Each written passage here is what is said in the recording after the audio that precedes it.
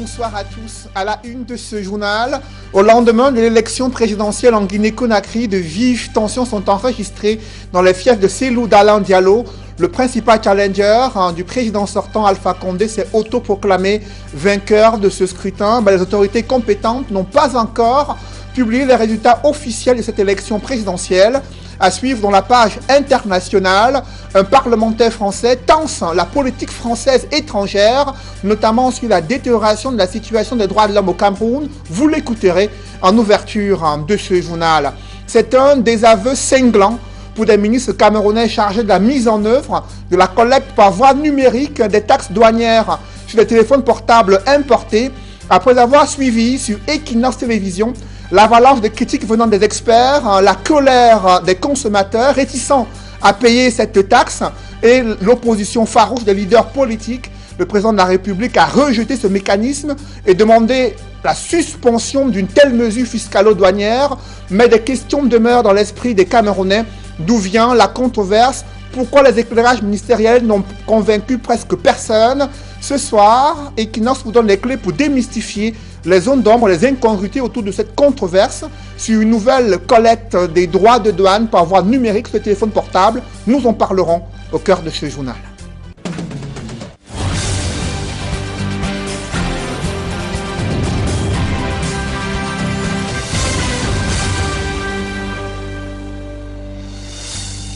Merci de suivre cette édition complète de l'information sur Equinox Télévision. Mettons d'abord le cap en Afrique de l'Ouest, principalement à Conakry, la capitale de la République de Guinée, où des tensions sont enregistrées dans une partie de la capitale, notamment les fiefs de Cellou Dalein Diallo, principal challenger du président sortant Alpha Condé. Il s'est autoproclamé vainqueur de ce scrutin qui s'est tenu hier dimanche à la surprise générale. Pourtant, les autorités compétentes n'ont pas encore fini de compiler les résultats et de s'exprimer sur les vainqueurs officiels de cette élection présidentielle. On fait le point avec nos envoyés spéciaux Emmanuel Diop et Guy Zogo. Près de 24 heures après la tenue de l'élection présidentielle en Guinée-Conakry, le candidat de l'opposition n'a guère attendu que la Commission électorale nationale indépendante, CENI, proclame les résultats. Lui s'est chargé d'indiquer aux Guinéens qu'il est le vainqueur de cette élection. Cellou Dalein Diallo a effectivement affirmé à 15 h heure locale ici aujourd'hui qu'il avait remporté l'élection présidentielle avec 58% de suffrages selon des informations qu'un site d'information qui lui est proche relaie sur les réseaux sociaux. Naturellement, dans le camp d'en face, on n'est pas resté bras croisés et le camp présidentiel, lui, indique également que c'est plutôt Alpha Condé qui est le vainqueur de cette élection présidentielle avec 68% de suffrages, selon une étude présentée comme sortant tout droit des urnes. Dès hier soir, le Premier ministre Ibrahima Kassori Fofana et le ministre de l'Intérieur Albert Damantan Camara, au cours d'une conférence de presse bilan du scrutin qui s'était déroulé en journée, ont indiqué qu'il était question que les acteurs politiques se montrent responsables en ne proclamant pas les résultats de l'élection avant la CENI. Visiblement, Cellou Dalein Diallo n'en a pas tenu compte. Lui qui indique qu'il est vainqueur, c'est qui a provoqué effectivement la descente dans la rue, dans les fiefs de son parti, à Dixine et Bambeto, de ses partisans, lesquels ont également suscité une réaction des forces de l'ordre en ce moment qui quadrillent les lieux, et la tension, elle, a provoqué une peur panique chez certains habitants de la capitale Conakry avec la fermeture des boutiques et des établissements bancaires. Il reste à savoir maintenant ce qui va se passer en attendant que la Commission électorale nationale indépendante publie les résultats. Il faut rappeler que seuls les résultats de cette institution sont considérés comme devant déclarer le vainqueur de l'élection présidentielle ici en Guinée-Conakry. À Conakry, pour Equinox Télévision, Emmanuel Diop, Guy Zogo. En Côte d'Ivoire, une escalade de violence suscite des inquiétudes. L'une des résidences d'un candidat, Pascal Affinguissan, a été incendiée. Des agressions se multiplient entre militants pro-Ouattara et anti-Ouattara. Nous l'évoquons dans ce reportage signé Gladys Sidié. Le spectre des violences intercommunautaires plane sur la Côte d'Ivoire. Les appels incessants au boycott lancés par l'opposition font craindre un nouveau cycle de violence dans le pays. Des échauffourées ont en effet éclaté ce week-end dans le fief du candidat à la présidentielle à Figuesang. La résidence du leader du FPI a été incendiée à 150 km au nord d'Abidjan. Il s'agit des miliciens du régime, ceux qui sont entretenus par le petit frère du chef de l'État et qui seraient regroupés à l'hôtel Sebroco et qui sont mis en mission pour agresser les leaders de l'opposition qui gênent le régime et qui fonctionnent un peu comme des escadrons de la mort. Moi-même, j'ai été informé très tôt le matin, avant la levée du jour, de ce qu'ils étaient en mouvement et qu'il fallait qu'on prenne des dispositions. Malheureusement, nos camarades n'ont pas été suffisamment alertes. Donc nous avions l'information. Certains même pensaient que ce serait même ici à Abidjan. Ils ont choisi d'aller au village. Des incidents qui interviennent alors que l'opposition a lancé un mot d'ordre de boycott actif du processus électoral. Elle demande une réforme du Conseil constitutionnel et de la Commission électorale indépendante, accusée d'être inféodée au pouvoir. C'est pour tenter de désamorcer une bombe qui pourrait éclater à tout moment qu'une mission de la CEDEAO a atterri le 18 octobre à Abidjan. En vue d'évaluer le climat sociopolitique, la délégation ministérielle constituée de 4 membres aura des séances de travail avec les autorités ivoiriennes, le groupe d'ambassadeurs des pays membres permanents du Conseil de sécurité et du groupe d'ambassadeurs de l'Union européenne et de l'Union africaine. Les attentes des Ivoiriens durant cette élection présidentielle sont grandes. Pour ma part, j'attends beaucoup du futur président. Il y a tellement de choses à faire. Au niveau infrastructurel, c'est vrai que le président sortant en a fait beaucoup, mais il reste encore énormément de choses à faire. Au niveau de l'éducation aussi, voilà, il faut construire encore des salles de classe voilà, dans les coins les plus reculés de la Côte d'Ivoire. Le travail, parce que depuis un certain temps, vraiment pour avoir du boulot en Côte d'Ivoire, c'est compliqué. Donc en tant que jeunes, nous avons besoin de travail, nous avons besoin de nous occuper pour être indépendants. La sécurité, parce qu'on n'est pas en sécurité. À partir de 18 h, on est obligé de courir pour rentrer dans les maisons parce qu'il n'y a pas de sécurité. Surtout à Bobo, à Djamé. Depuis l'annonce de la candidature d'Alassane Ouattara, le 6 août dernier, la Côte d'Ivoire est plongée dans une crise préélectorale. Le pays déplore une trentaine de pertes en vie humaine. Des centaines de citoyens sont détenus dans les prisons. Mais loin de céder, le pouvoir maintient les élections pour le 31 octobre prochain. Dans ce chapitre consacré à l'international, le silence de la France sur la détérioration de la situation des droits de l'homme et la situation particulière de Maurice Kamto suscite inquiétude chez des parlementaires. L'un des députés français, Sébastien Nadeau, a interpellé le ministre français des Relations étrangères et de l'Europe, déplorant les errements de la politique française à l'étranger. Je vous propose d'écouter Sébastien Nadeau et l'échange qu'il a eu avec le ministre français des Affaires étrangères. Particulièrement au Cameroun, où vous semblez ignorer le drame anglophone et vous ne condamnez pas le fait que le principal opposant politique Maurice Kamto soit actuellement en résidence surveillée. Les errements de notre diplomatie sur le continent africain s'accompagnent des mauvais comportements d'entreprises françaises à l'étranger. Le groupe Bolloré au Cameroun, Total au Yémen ou au Mozambique. Soyons clairs, nous ne rivaliserons pas face aux Chinois ou aux Russes sur le terrain de la corruption des élites africaines. Je voudrais d'abord rappeler, parce que j'ai bien entendu la somme de louanges que j'ai entendu, que M. Nadeau a bien voulu me décerner tout à l'heure, mais bon... Je reviendrai parce que je crois que je suis porteur d'une politique d'égarement, donc c'est un peu lourd pour moi, mais enfin bon, j'assume. Mais je voulais quand même lui dire que vous n'avez pas eu ces mots extrêmes, monsieur Lecoq. Si, vous avez dit égarement. Peut-être que vous avez dit égarement. Je suis en train de m'égarer, enfin, donc je suis dans l'égarement, monsieur Nadeau. Mais merci du compliment. Il demande d'aller voir quelques lieux. Bon, monsieur Nadeau, je n'ai pas polémiqué avec vous, donc je vous donnerai simplement un conseil sur ma politique d'égarement. Moi, je vous propose d'aller voir. Ah bah si. Si, on verra en compte rendu, hein, mais bon. Enfin, c'était pas des propos d'une très grande. C'était pas des propos très.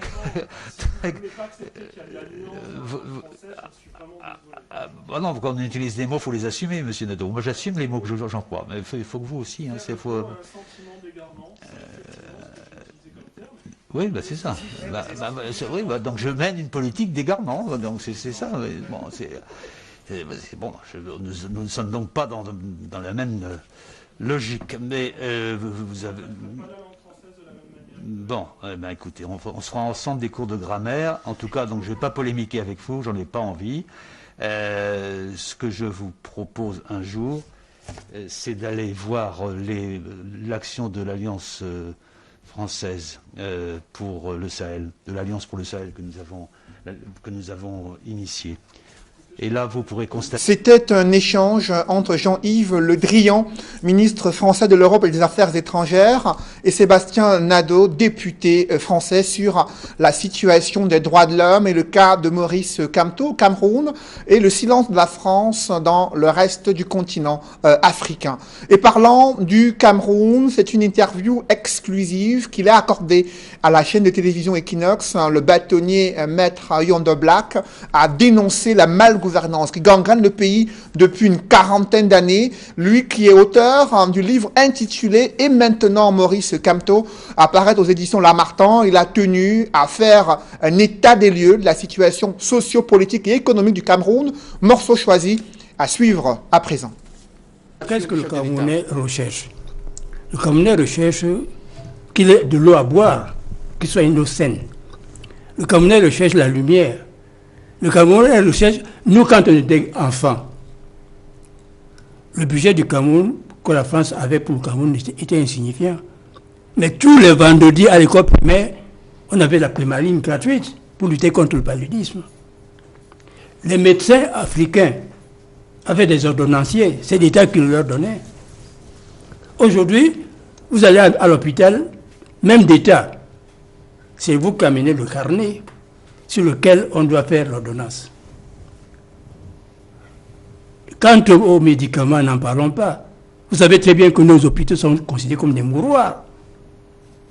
Vous savez très bien qu'on dit que tous les hauts fonctionnaires sont des évacués sanitaires. Et dans leur évacuation sanitaire, ils détournent même, ils ne payent pas. Si bien que certains, quand ils envoient les hôpitaux en France, refusent de les recevoir. Donc, quand vous avez l'autoroute Douala-Yaoundé, 200 combien de kilomètres? Ça fait plus de 10 ans qu'on attend ce travail. Et sous prétexte que les riverains ne veulent pas partir. Pourquoi ne veulent-ils pas partir? C'est parce que l'argent est déjà sorti des caisses pour les indemniser. Mais cet argent n'est jamais arrivé à terme. Moi-même qui vous parle, dans le prolongement du boulevard de la République, pour aller à Aquanor, j'ai été exproprié de 700 mètres carrés de terrain. Est-ce que vous avez été indemnisé? Jusqu'à ce jour, ça fait plus de 10 ans. Tout le monde a été indemnisé, sauf moi. Dans les rues des principales villes du Cameroun, c'est l'un des seuls sujets qui alimente de vifs débats. Il s'agit de la mise en application de la collecte par voie numérique des taxes douanières sur les téléphones portables importés. Fixé à 33%, ce mécanisme tel que présenté a suscité un tollé. Parmi les premiers experts à monter au créneau figure Rebecca Enonchon, l'une des entrepreneurs tech les plus influentes en Afrique, initiatrice de la campagne Hand Phone Tax sur les réseaux sociaux. Elle a présenté les incongruités de ce nouveau dispositif de collecte des taxes douanières par voie numérique sur les téléphones portables importés et les conséquences sur l'emploi et l'écosystème numérique au Cameroun. Elle s'exprime dans ce reportage signé Jean-Paul Chouniat. Opérant dans l'économie numérique depuis une vingtaine d'années, la Camerounaise Rebecca Enonchon voit en la nouvelle taxe sur les téléphones portables et tablettes un moyen pour le gouvernement de spolier les citoyens camerounais déjà bien appauvris par les différentes conjonctures économiques difficiles qu'a connues le pays. C'est une mesure qui punit un consommateur parce que les douaniers n'ont pas pu faire leur travail. En prélevant cette taxe de 33%, soutient Rebecca Enonchon, l'accès des consommateurs aux téléphones portables performants va diminuer, baissant le chiffre d'affaires des opérateurs de téléphonie mobile et élargir le fossé numérique entre le Cameroun et les autres pays d'Afrique et du monde. On a besoin que les gens utilisent leur téléphone et on a besoin qu'ils aient le téléphone le plus performant possible. Et donc aujourd'hui, ils vont plus acheter des téléphones, ils vont acheter le téléphone qui leur coûte le moins cher parce que les droits de douane dessus seront les moins élevés. Et donc je pense qu'il faut réfléchir et voir l'impact de l'économie et non seulement les droits de douane. Sur cette taxe de 33% à la tête du consommateur, le mode de paiement par crédit téléphonique converti en argent non encore autorisé en zone CEMAC, la mesure dépasse l'entendement humain, s'exclame la tech entrepreneur Rebecca Enonchon. Et s'il est pareil que le mobile money, donc la monnaie électronique, ça veut dire que les opérateurs qui font le mobile money n'avaient pas besoin d'un accord avec la BEAC pour faire leur mobile money. Deuxième point d'ombre qui préoccupe la patronne mondiale des startups, le mécanisme de collecte de cette taxe. Rebecca Enonchon y voit encore un moyen de détournement de fonds publics au profit d'un groupuscule d'individus. Monsieur Zambo et sa société Arintech vont prélever 1,65%. Et donc, au lieu d'avoir 100% des droits de douane, l'État, volontairement, dit que non, les importateurs, vous n'avez plus besoin de payer les droits de douane. D'ailleurs, c'est presque encouragé que tout l'argent passe par cette plateforme. À travers le flou juridique autour de cette plateforme, son déficit technique en équipement, Rebecca Enonchon remet en cause les capacités de l'entreprise à pouvoir collecter en toute transparence cette taxe au nom de l'État camerounais. Malheureusement, on n'a pas beaucoup d'informations sur la plateforme. Ni le gouvernement, ni M. Zambou ont bien vraiment communiqué sur l'architecture de la plateforme, la technologie qui est utilisée, la base de données qui est utilisée, les méthodes de sécurité qui ont été utilisées. Et donc, on n'a pas réellement beaucoup d'informations. On sait qu'il y a des failles. En 2015, le ministère des Postes et Télécommunications prévoyait une hausse de 10% sur le produit intérieur brut grâce à l'économie numérique. Et si rien n'est fait pour le Cameroun, martèle Rebecca Enonchon, notre économie perdrait des milliards de francs CFA et des milliers d'emplois ruinés. Pour la seule année 2017, l'économie numérique a généré en Afrique 8 000 milliards de francs CFA d'impôts et créé 3 millions d'emplois. Dans cette même veine, des associations de défense des droits des consommateurs ont, elles aussi, contesté cette décision ministérielle visant à faire payer directement des taxes et droits de douane aux utilisateurs de téléphones portables. Décision suicidaire, selon les présidents de la Ligue camerounaise des consommateurs et l'Observatoire de développement sociétal. Ils présentent des défaillances dans le nouveau mécanisme de prélèvement de ces taxes douanières. Je vous invite à suivre Delors Magellan Kamgeng, président de la Ligue camerounaise des consommateurs, et Lilian Ngoulou de l'Observatoire de développement sociétal. Nous avons entrepris des démarches en termes de plaidoyer et de lobbying auprès des autorités compétentes pour qu'ils puissent avoir un sursis à exécution. Le gouvernement est conscient d'avoir dérapé. La réglementation CEMAC demande aux États membres, donc notamment aux responsables des frontières, dont les douaniers, de ne traiter qu'avec les importateurs. Ceux qui font entrer les produits s'appellent importateurs et non consommateurs. Deuxième chose, on ne peut pas dire vouloir appliquer la loi en violant une autre loi. Et il y a la loi cadre numéro 2011, base 012 du 6 mai 2011, portant protection du consommateur au Cameroun. Cette loi-là voudrait que, quand il y a des questions, des préoccupations intéressant les consommateurs, que leurs représentants soient associés à l'élaboration des textes. L'Observatoire du développement sociétal tient à rappeler aux organisateurs de cette manœuvre dolosive que l'un des principes de la République, c'est la recherche de l'intérêt général. De ce fait, une mesure orientée vers la réalisation des intérêts égoïstes ne saurait donc légitimement prospérer. Il fait par ailleurs remarquer que les administrateurs incompétents ne devraient pas adosser le paiement de leurs erreurs sur les honnêtes citoyens. Ce dispositif de collecte par voie numérique des droits et taxes de douane sur les téléphones portables a également suscité une levée de boucliers au sein de la classe politique. Loin des clivages, des leaders ont dénoncé un mécanisme inopérant, sans garantie de protection des consommateurs et révélateur des défaillances dans les contrôles douaniers au Cameroun. Ils ont tous exigé le retrait de cette taxe dans la loi des finances. Ils s'expriment dans ce reportage signé Flavien Valondongo. Des Camerounais dans leur immense majorité ne sont pas prêts à payer la nouvelle taxe douanière par voie numérique sur le téléphone portable. Les opérateurs, les importateurs, et même nous, les consommateurs, les utilisateurs de ces outils-là, n'avions pas été convoqués sur la table de débat qui allait aboutir à cette loi. Voilà pourquoi les opérateurs mobiles, les importateurs, se désolidarisent déjà. À côté des acteurs politiques qui redoutent cette nouvelle taxe, des opérateurs de téléphonie mobile sollicitent l'arbitrage de la BEAC qui reste mieux jusqu'ici. Pour l'Union des populations du Cameroun, si l'État peine à sécuriser ses frontières, il est hors des questions de ruiner davantage des Camerounais qui vivent sous le seuil de la pauvreté.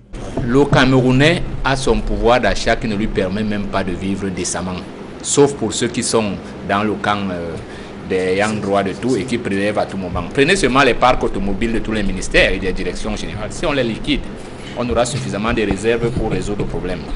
Deuxièmement, je crois qu'il faut qu'on change de paradigme économique. Nous ne devons plus être dans une économie d'importation massive. Le communicant du parti au pouvoir, qui exprime son inquiétude quant à la mise en route de l'économie numérique suite au refus du paiement de la nouvelle taxe par des consommateurs, suggère des pistes de solutions simples. Si cette taxe aujourd'hui décourage la population, l'économie numérique est foutue. Oui, voilà. Ça c'est d'un. Oui. Et de deux, maintenant, l'État peut faire une technique de contournement. C'est de faire la production maintenant de téléphones locaux. Pour le MRC et alliés, au regard des faits, pense que la malgouvernance actuelle favorise la corruption. Elle qui est un échec pour le régime de Yaoundé. 95% des smartphones et tablettes au Cameroun n'entrent pas par les bateaux, par le port. Oui. Mais c'est par air. Le dispositif que l'État a déployé de la douane au niveau de l'aéroport, c'est ce dispositif qui ne fait pas le travail.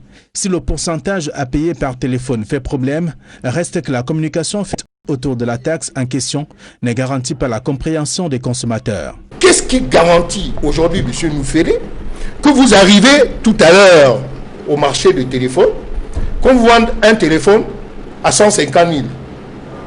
Si on vous vend à 150 000, vous payez 33 000, ça veut dire que le... Suite à toutes ces explications et récriminations, le boycott du paiement de la taxe semble prendre le dessus au sein de la population. Et des parlementaires réagissent à la suite de cette décision du chef de l'État de surseoir au recouvrement de la taxe douanière de 33%, laquelle devait être imputée aux utilisateurs de téléphonie mobile. Pour le député SDF Jean-Michel Nitieux, il s'agit d'un recul du pouvoir et d'un succès pour la mobilisation en préparation des forces progressistes de l'opposition et d'une victoire de la société civile sur cette méthode archaïque des différents gouvernements camerounais qui consiste à passer en force sur des sujets qui impactent sur la vie quotidienne des Camerounais. L'honorable Jean-Michel Nitieux critique l'incohérence gouvernementale et l'égocentrisme de certains ministres et une querelle de chapelle révélée au grand jour à travers ce rétro-pédalage. Cependant, il précise dans un communiqué que cette victoire sera incomplète tant qu'il n'y aura pas de suppression pure et simple de cette taxe dans la loi des finances de l'exercice 2021 qui sera débattue lors de la session parlementaire en novembre prochain. Autre réaction, celle de Cabral Libi, lui aussi député PCRN et président du même parti politique. Il salue l'écoute du président de la République pour l'annulation de l'imputation de la collecte des droits de douane sur le téléphone de contrebande aux consommateurs, a-t-il indiqué sur son compte Twitter. Dans l'actualité, un incendie a fait un mort à Loum dans le département du Mungo. De nombreux dégâts matériels sont enregistrés. Selon des témoins, l'origine de l'incendie, c'est la vente illicite du carburant frelaté dans cet arrondissement. Reportage, Jacquino Mollan et Xavier Foka.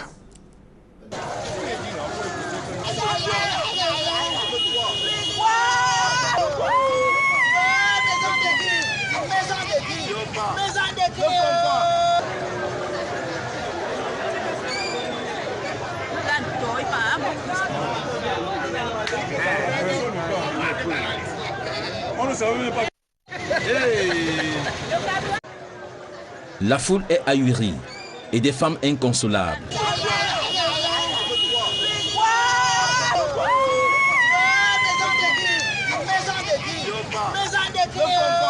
Une femme vient de perdre la vie et une autre brûlée au 3e degré dans un incendie qui a eu lieu ce lundi matin au lieu d'Imarse Loum Chantier dans le département du Mungo.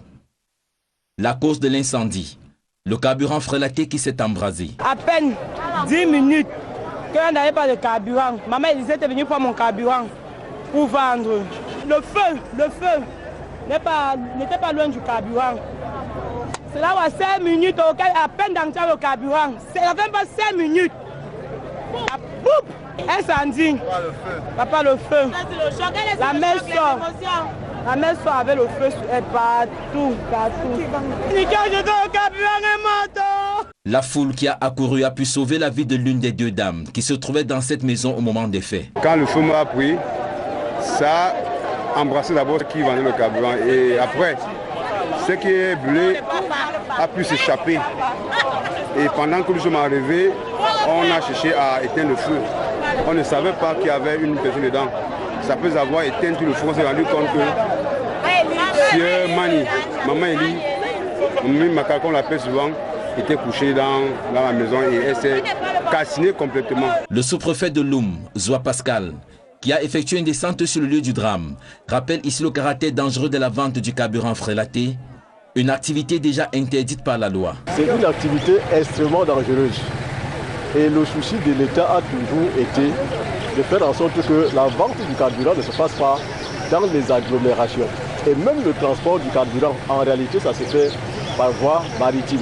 Nous condamnons fermement cette activité et je crois qu'à partir d'aujourd'hui, on va encore revoir tous les réseaux de vente de ce carburant. À Mélon, c'est toujours dans le département du Mungo. Ce sont près de 200 000 litres de carburant frélaté qui ont été saisis dans cet entrepôt par des éléments de la compagnie du Mungo Nord. Une saisie rendue possible grâce à la collaboration de la population. La population nous a donné un renseignement selon lequel des gens étaient installés ici et qu'ils faisaient de la contrebande des produits pétroliers.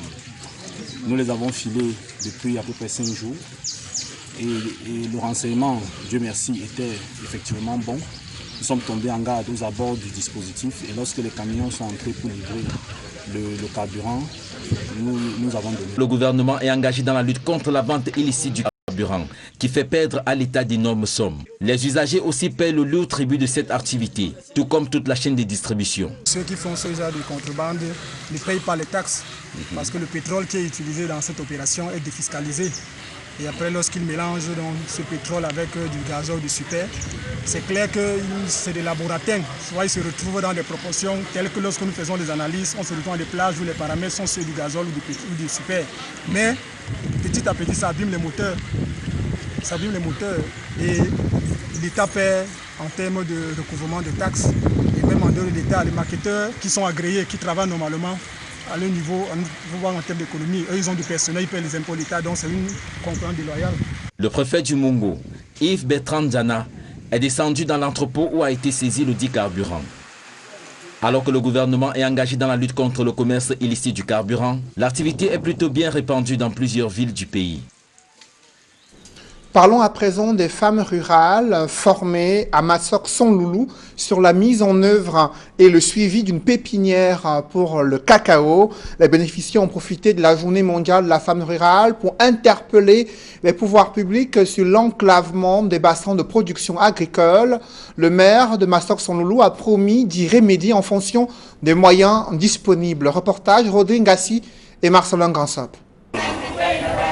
L'ambition est à la hauteur de la volonté et de la détermination qui anime la femme Lorega du village Ihound. Elle veut saisir toutes les opportunités qu'offre la filière cacao pour se faire une place au soleil. Le projet intitulé « Une femme, un demi-hectare de cacao » va permettre à toutes ces femmes d'avoir un revenu annuel minimum 300 000 francs. Donc ça va beaucoup aider ces femmes-là qui vivent dans une zone enclavée à pouvoir s'occuper de leur famille, s'occuper même de la communauté. C'est une grande ambition qui doit cependant reposer sur une fondation solide. La base de cette fondation est la mise en place d'une bonne pépinière. Voilà qui justifie la formation offerte par l'expert cacao du Conseil interprofessionnel du cacao et du café. C'est un préalable nécessaire. Pourquoi? Parce que dans l'autonomisation, tout commence par la production du matériel végétal. Elles doivent savoir produire elles-mêmes leur matériel végétal pour la création de futures plantations. Beaucoup de chocolatiers commencent à s'intéresser à l'origine Cameroun. Ça veut dire que c'est un marché qui ira grandissant. Donc c'est le moment de prendre le taureau par les cornes, améliorer certes le traitement post-récolte, mais beaucoup plus intégrer les femmes. Séance tenante, elles ont reçu en théorie et surtout en pratique tous les éléments nécessaires à la mise en œuvre et au suivi d'une bonne pépinière. En quelques mots, c'est que l'origine de la semence est très importante. La conduite de la pépinière a des étapes clés, telles que le choix du terreau, telles que la préparation des semences, telles que le système d'arrosage, des traitements phyto et même l'acclimatation et le transport des plants. Vous avez vu l'engouement et surtout la volonté. La volonté parce que tout part du fait que pour qu'elles ne dépendent plus entièrement des hommes, elles doivent se mettre au travail. Avec une tête désormais pleine de connaissances, la femme Lorega est prête à se jeter à l'eau quand il est vrai que la filière cacao est de plus en plus porteuse. J'ai essayé de travailler les arachides, le manioc. Je n'arrivais pas à m'en sortir, mais avec la formation que je viens d'obtenir tout à l'heure, j'espère que avec le temps, je vais m'en sortir pour le cacao. Et je pourrai vraiment envoyer mes enfants à l'école et nourrir toute ma famille.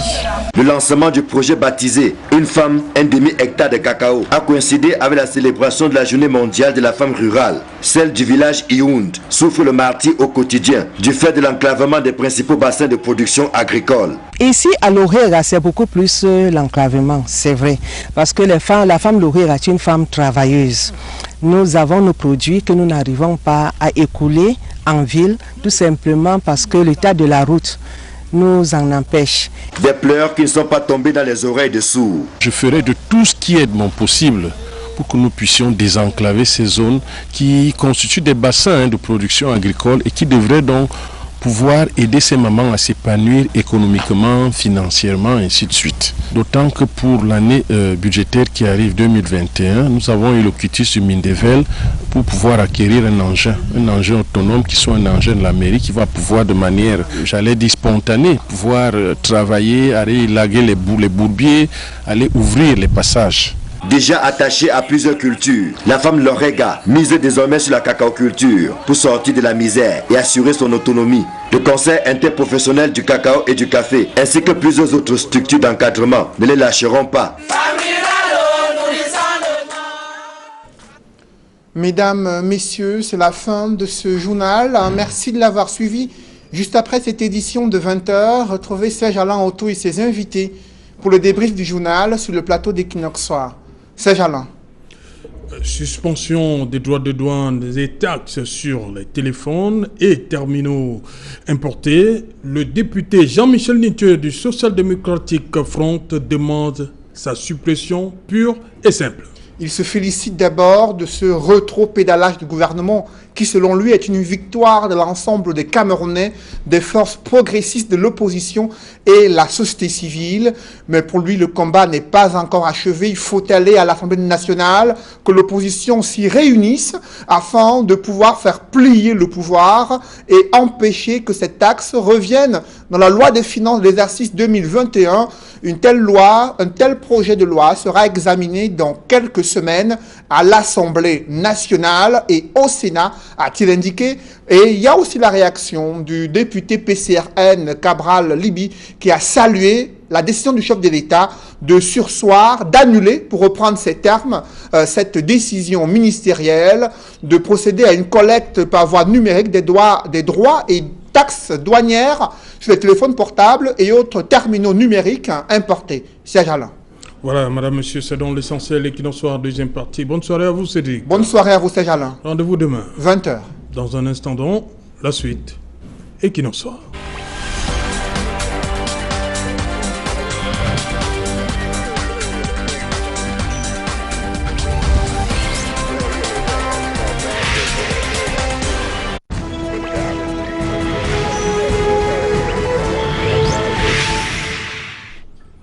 Retour sur le plateau Equinox Soir, deuxième partie, c'est le débrief du journal. Madame, monsieur, toujours en compagnie de Pierre-Emmanuel Bignam, Jean-François Eyenga, Edmond Kouyaté et Maître Augustin Gueffak. Maître Augustin Gueffak, vous pensez comme Jean-Michel Nietzsche qu'il faut supprimer cette taxe?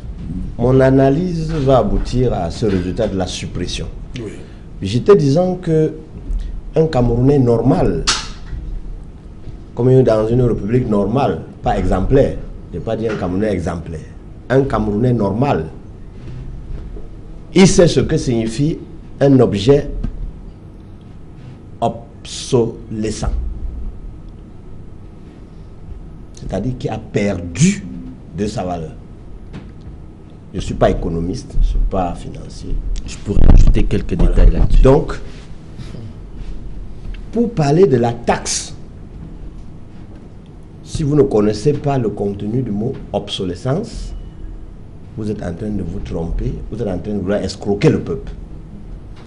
Donc, les Camerounais amoureux de la loi exigeront que la loi qui encadre l'obsolescence des biens taxables. Parce que si cette notion aussi n'est pas bien maîtrisée, on risque de s'égarer. Bien sûr.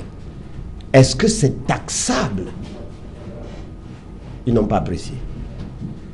Alors, si c'est taxable, on passe maintenant à la collecte. Fiscalité, après la taxabilité, on collecte. Quelle est la loi qui organise la collecte? J'ai entendu qu'il y a un ami de quelqu'un qui devait collecter cet argent public pour reverser. Mais je sais qu'au tribunal criminel spécial, les dignes fils de la République, aux états de service bien connus, sont maintenus en prison parce qu'ils ont pris la décision en disant ce Camerounais sorti du moule, hors du moule tracé par la loi,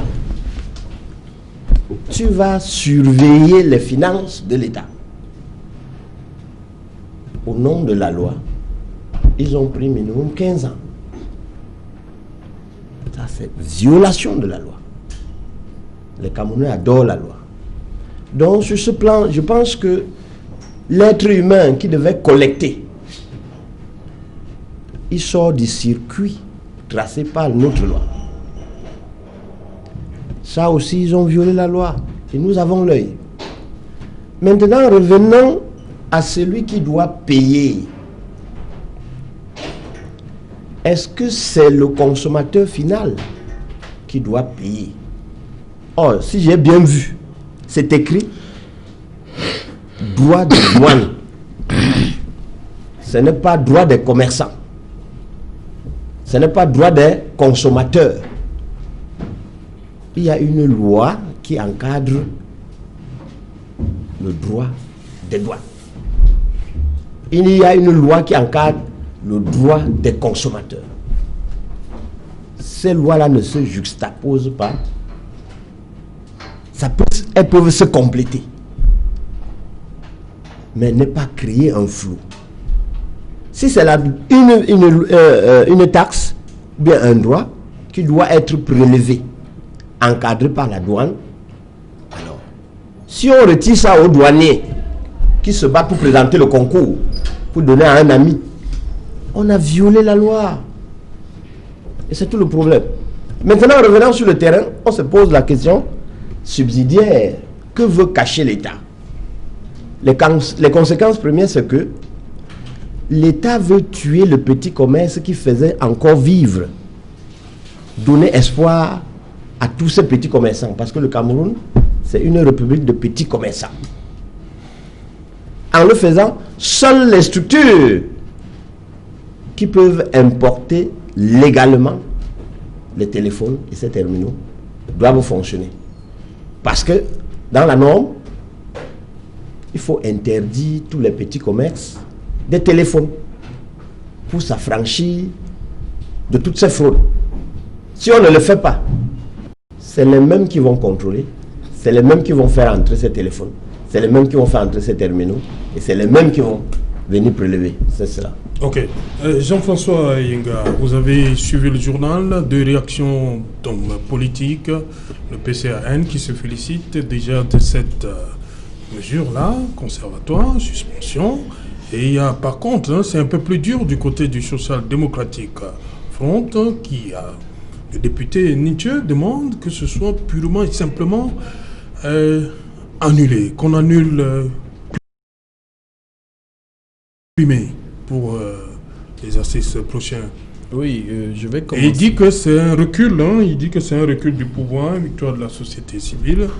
Qu'est-ce que vous avez à lui répondre? Je vais d'abord répondre au président Cabral Libi, qui ne s'oppose pas. Il est député de la nation, il est élu de la nation, donc il parle au nom du peuple. Le président Cabral Libi reconnaît et il a dit le consommateur ne peut pas payer, ne peut pas supporter la taxe.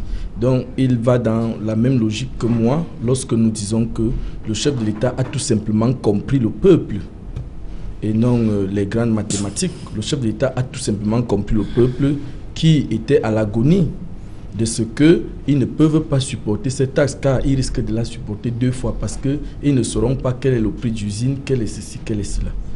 Maintenant, lorsque j'ai dit cela, je reviens donc à l'honorable Nietzsche pour dire que il fait bien de reconnaître que le chef de l'État ait pris cette décision. Ça veut dire qu'il reconnaît déjà quand même que le chef de l'État gouverne encore ce pays, contrairement à d'autres petits partis politiques qui ont estimé qu'il était déjà mort et qu'il n'existait plus. Là-bas, je lui tire un coup de chapeau. Maintenant, quand tu as dit que suspendre toute une loi, on ne pourrait pas supprimer carrément la taxe. Oui. Le téléphone portable est un outil de travail au même titre qu'une voiture, au même titre que tout ce que nous utilisons chaque jour. La voiture paye les impôts, nous payons les taxes, même lorsque nous consommons une bouteille de bière. Pourquoi ne donc pas payer la taxe sur le téléphone? Donc je voudrais tout simplement rappeler l'honorable Nietzsche de lever et de s'arrêter jusque-là, que le président a déjà bien fait en écoutant le peuple et en faisant surseoir la mesure qui était un peu plus frustrante pour le peuple camerounais. Et je vais chuter en réitérant au peuple camerounais ma position de ce soir, qui est la position du RDPC. Le gouvernement, la méthode gouvernementale n'a pas été fausse. C'est tout simplement que le président de la République a suivi une fois de plus son peuple et est revenu à l'évidence en voyant que cette méthode est un peu plus dure pour son peuple. C'est un père de la nation. La méthode est dure, mais elle n'est pas fausse. La méthode est dure. Elle peut ne pas être fausse, mais elle est dure. Oui. Je ne suis pas un expert pour remettre en cause tout un ministre, pour remettre en cause 2 ministres et le cortège des experts qui les entouraient.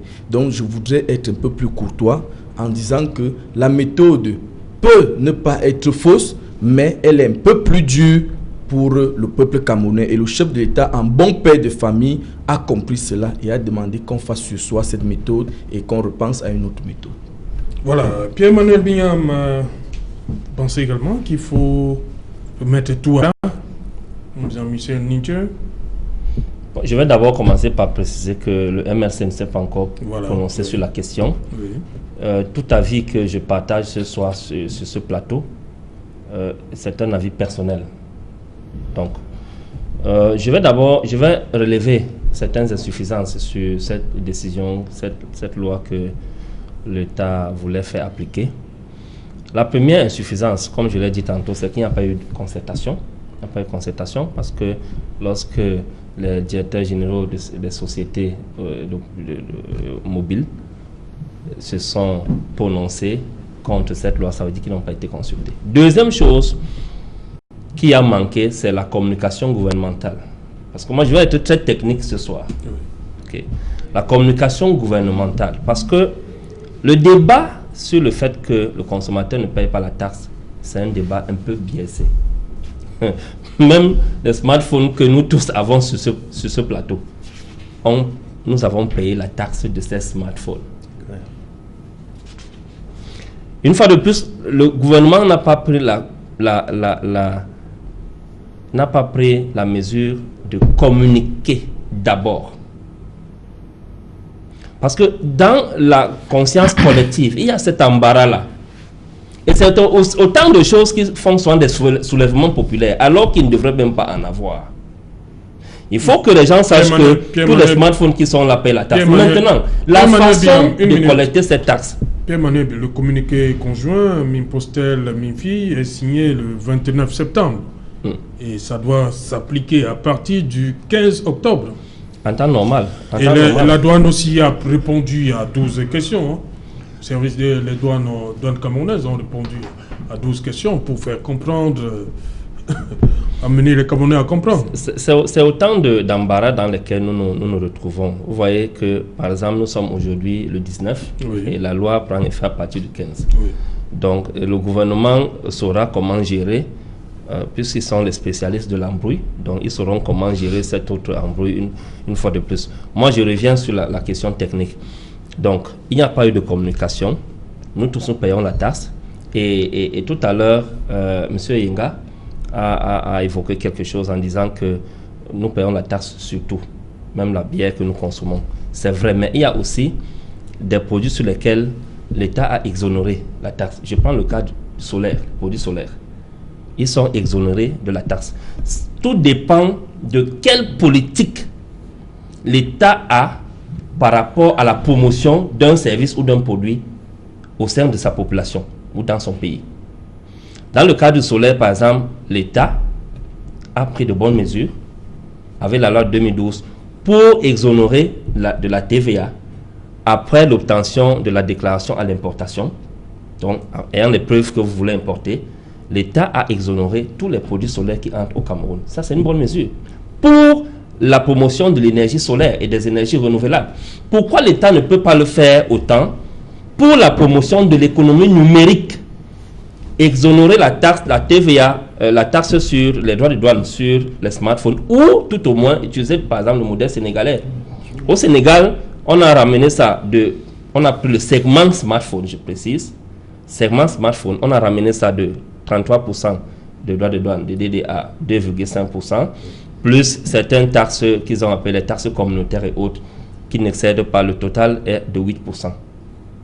Ça fait qu'au Sénégal, le taux de pénétration du smartphone est à plus de 80% au sein de la population. Mais au Cameroun, il faut noter que, comme Edmond a dit tout à l'heure, effectivement, le Cameroun a 19 millions d'abonnés, tout confondu.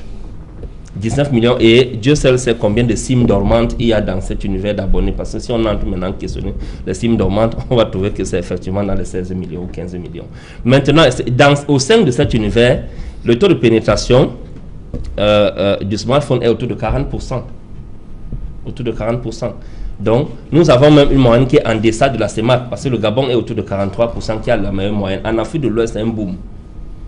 Alors, ça veut dire que le taux de pénétration du smartphone au Cameroun est relativement bas. Or, lorsqu'il est bas, l'économie numérique ne peut pas connaître un essor. Ce que les opérateurs mobiles voient aujourd'hui comme transaction de mobile money, Orange Money, mobile money et autres, ce n'est même pas encore le 10e du potentiel. Si les smartphones sont disponibles à au moins 90% de la population, et pour le faire, il faut que les prix soient relativement bas. Et l'État ne pourra gagner dans l'économie numérique qu'en vulgarisant ou en facilitant l'accès au smartphone à toute la population. Donc, il faut, mon avis personnel est que l'État réduise les droits de douane sur les smartphones, sur ce segment-là, et voit maintenant dans quelle mesure faire des petites récupérations, comme selon par exemple le modèle kenyan ou le modèle ougandais et autres, au niveau des mobile money. Mettre un petit montant, on peut ramener les droits de douane à 2,5%, pourquoi pas, ou bien 5%. Et parce que les opérateurs mobiles, ce que les Camerounais doivent savoir aussi, les opérateurs mobiles, de téléphonie mobile, sont les prescripteurs des outils d'accès à Internet et aux appels, c'est-à-dire que les devices. Voilà pourquoi ils ont, la plupart du temps, ils subventionnent les devices. C'est-à-dire quand vous allez par exemple chez un opérateur mobile, MTN ou Orange ou Nextel, vous trouvez un téléphone, un terminal qui est en vente, ou bien un smartphone qui est en vente ou un routeur, peut-être le prix c'est 19 500. La réalité c'est que ce n'est pas son prix. Vous allez constater que l'opérateur mobile à Orange ou MTN a subventionné ce téléphone. Son prix normal serait peut-être de 29 500. Ils ont pris sur eux 10 000 francs de subvention qu'ils vont étaler sur une période de consommation. Parce que l'ARPU au Cameroun, le Area Revenue Per User, c'est-à-dire le revenu minimum par utilisateur au Cameroun, est moins de 2 000 francs. Ce que Edmond disait tout à l'heure. C'est moins de 2 000 francs. L'ARPU réel au Cameroun, quand on prend la moyenne médiane des 3 principaux opérateurs, qui, c'est-à-dire Orange, Nestel et MTN, je ne prends pas encore comme tel, la moyenne médiane, c'est autour de 1700, 1800 francs d'ARPU. Et c'est sur cette base-là qu'on peut voir comment est-ce qu'on peut faire certaines récupérations. Mais l'économie numérique reste incontournable. Et ça, il faut que les gens sachent que même si le chef d'État a demandé de surseoir, il a demandé de surseoir, ça veut dire qu'ils sont en train de réfléchir sur d'autres moyens de recouvrement. Et je suis persuadé qu'il y a 2 options qui vont être envisagées. La première option, soit on va revenir à l'ancienne méthode des droits de douane, normalement passant par les importateurs, les distributeurs locaux, qui sont agréés chez les constructeurs, les Huawei, Alcatel, Samsung, Techno et autres, et aussi à travers les opérateurs de téléphonie mobile. La deuxième méthode. Deuxième méthode, soit ils vont faire ces prélèvements à travers la monnaie mobile, à travers le mobile money. Ces 2 méthodes-là, l'une des 2 sera utilisée. Mais si l'ancienne est utilisée, il faudra renforcer le dispositif au niveau de la douane et assainir la douane, parce que la douane également est gangrénée de corruption. Ok. Edmond, vous dites que vous avez proposé votre méthode de collecte. Il faut mettre le ministre Nebara, c'est-à-dire le ministère du Commerce aussi, il faut... contribution 2, 3. Oui, il faut... Ça ne doit pas se limiter aux finances et, non, puisque... et télécom. Il faut le ministère du Commerce. Oui, il faut le ministère du Commerce. Vous ne pensez pas comme le député Nietzsche qu'il faut supprimer la taxe? On ne peut pas supprimer la taxe. Non, on ne peut pas supprimer la taxe. En même temps, l'État a des obligations. L'État a des obligations par rapport à ses politiques publiques. Les politiques publiques d'investissement, les politiques publiques de fonctionnement. Ça oblige l'État à pouvoir sécuriser ses recettes. Et donc, on ne peut pas supprimer la taxe, non. Supprimer, c'est comme si c'était une taxe nouvelle. Ça existait toujours. Le problème ici, c'est qu'on a eu affaire à un type d'importateur véreux. Et je préfère dire qu'ils excellent dans leur art, n'est-ce pas, de commerce illicite, avec l'appui et le concours de certains agents de l'État, notamment les agents de l'administration de douane. Certains, ils ne sont pas tous pourris là-bas. Il y en a encore qui ont le souci, n'est-ce pas, d'aider l'État, de faire le travail pour lequel ils sont payés. Il y en a encore. Mais j'ai dit, ces importateurs véreux excellent, n'est-ce pas, dans le commerce illicite avec l'appui et le concours de certains agents de douane. Également véreux, je l'ai dit une fois, qui ont le souci non pas de remplir les caisses de l'État, mais de remplir leurs propres poches. C'est de ça dont il est question. Et donc c'est pour ça que j'ai dit qu'ici, il faut ajouter à cet exercice le ministère du Commerce. Parce que si vous utilisez la méthode que je vous ai donnée, ça veut dire que lui, le ministère du Commerce, devra aider à identifier le vendeur, à le localiser et à prescrire un certain, je vais dire, une norme de facturation qui doit comporter un certain nombre d'éléments qui permettent de le localiser. J'ai cité la raison sociale, le numéro de téléphone, le lieu exact de localisation, le numéro de registre de commerce et le numéro contribuable de la carte contribuable. Si vous avez tous ces éléments, une fois qu'on a pris la facture, tout ce que le consommateur devra faire, c'est de scanner sa facture et de mettre sur la plateforme. Sur une plateforme, ça peut être une plateforme web, ça peut être une plateforme WhatsApp et autres. Et maintenant, je voudrais dire un élément sur l'obsolescence. Si on a encore 2 secondes. Permettez, il est déjà assis, Sylvestre Hippolyte-Zangao. On revient. Bonsoir Sylvestre, dans un instant, 100% foot. Au menu, Sylvestre. Bonsoir Serge Alain, et nous rassurons tous nos téléspectateurs, ce sera sans taxe que nous leur proposerons 100% foot. Ce soir, on parlera que de football, de ce CHAN qui se disputera dans 2 mois et 29 jours très exactement, puisque le coup d'envoi sera donné le 16 janvier prochain sur le terrain péril, sur les stades militaires de Yaoundé et Mbappé-Lépé de Douala.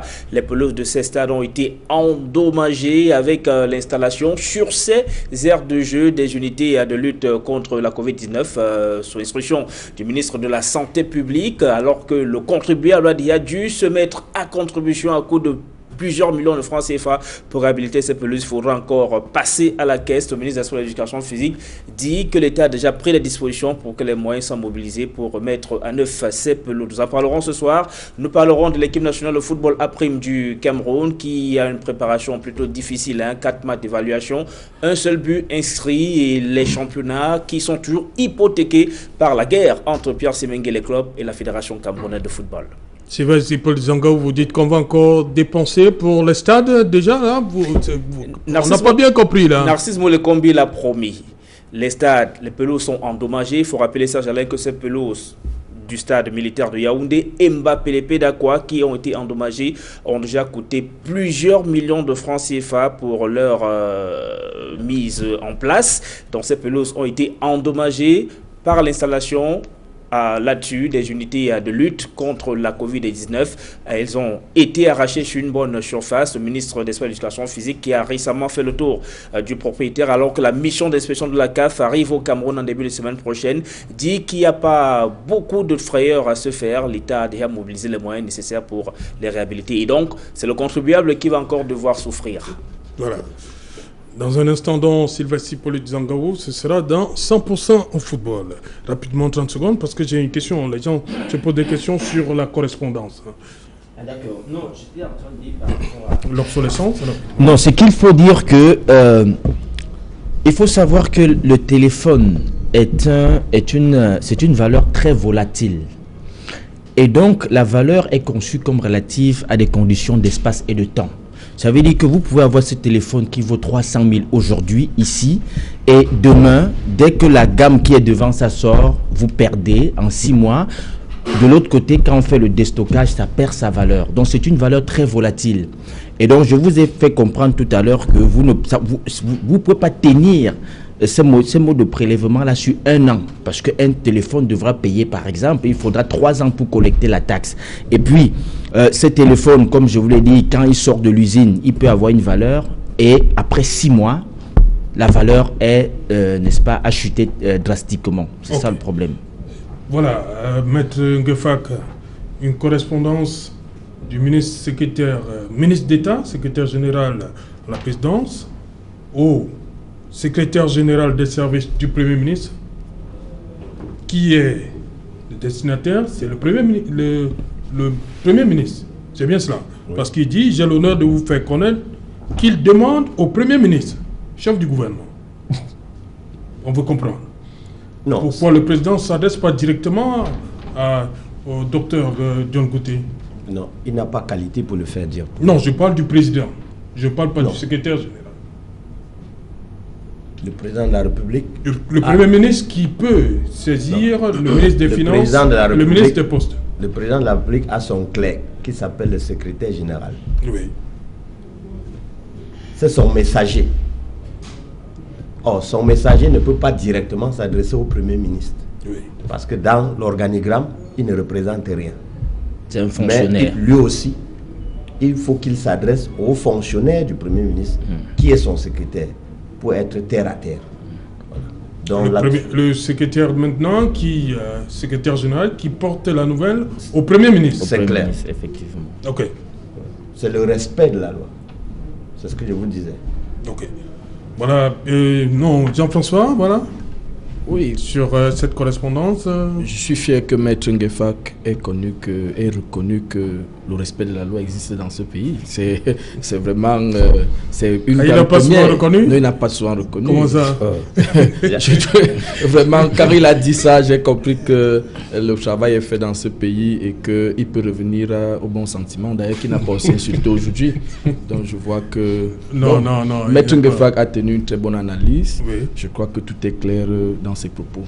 Merci, merci, cher monsieur. Merci, Jean-François. Merci, Pierre-Emmanuel Bignam. Merci, Edmond. C'est moi qui vous dis merci, Serge-Alain. Pour les deux sorties sur les taxes. Sur les taxes. Vous étiez là au même endroit. Merci, Jean-François. Ah, merci, c'est moi qui vous remercie. Merci, maître. Merci aux téléspectateurs. Voilà. Merci, Pierre-Emmanuel Bignam. Merci, voilà, madame, monsieur, nous sommes arrivés au terme.